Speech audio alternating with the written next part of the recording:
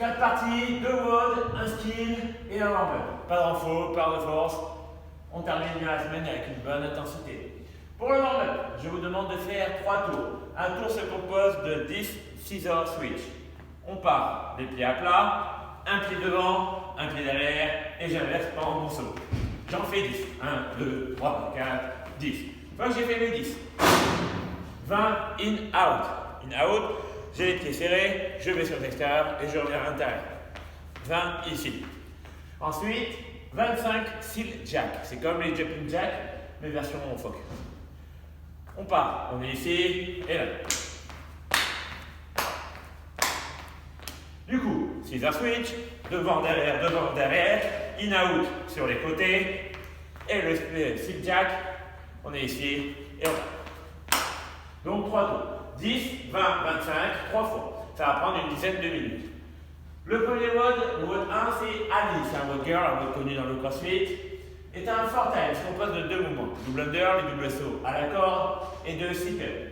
Vous devez me faire 50 double under, 50 sit-up. Sit-up, je serre les pieds sont plats, genou extérieur, je me couche totalement au sol, je me redresse en touchant la pointe de mes pieds et je redescends. Je serre fort les fesses, je serre fort les abdominaux et je remonte droit.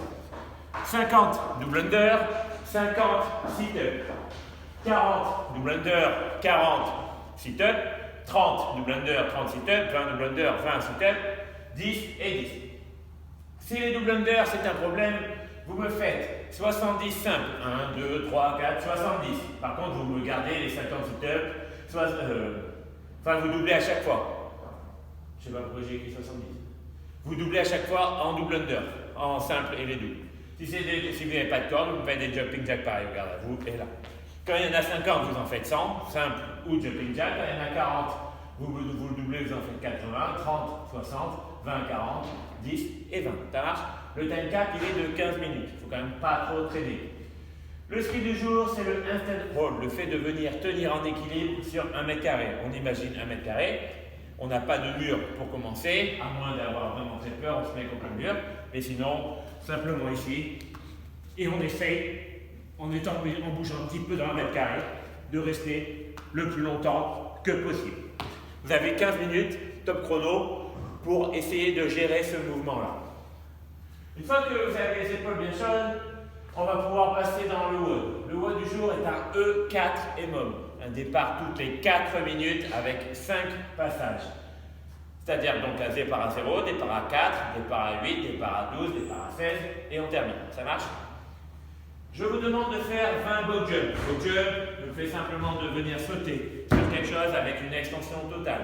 Un trottoir, un banc, un parpaing, ce que vous pouvez. Comme là vous avez fait les steps la dernière fois. Je descends sur ma droite, je saute en extension complète. J'en fais 20. Une fois que j'ai fait mes 20, 75 double under, les doubles sauts à la corde qu'on a fait déjà tout à l'heure. Si c'est pas ok, vous me faites 150 simple ou 150 jumping jack. Et ensuite 15 box jump over, le fait de venir sauter sur ma boîte et de venir la sauter par-dessus, la traverser, sans se redresser. Donc en 4 minutes, vous devez réaliser 20 box jump, 75 double under et 15 box jump. Si vous terminez avant, par exemple 3 minutes 30, c'est-à-dire que vous aurez 30 secondes de récup avant le prochain départ. Comme le WOD du jour, c'était un et tout et bon. Ça marche? Donc 20, 75, 15 en 4 minutes. Et là, j'ai fini avant pour une fois.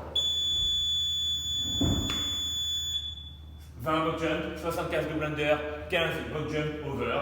J'attends les 4 minutes, etc.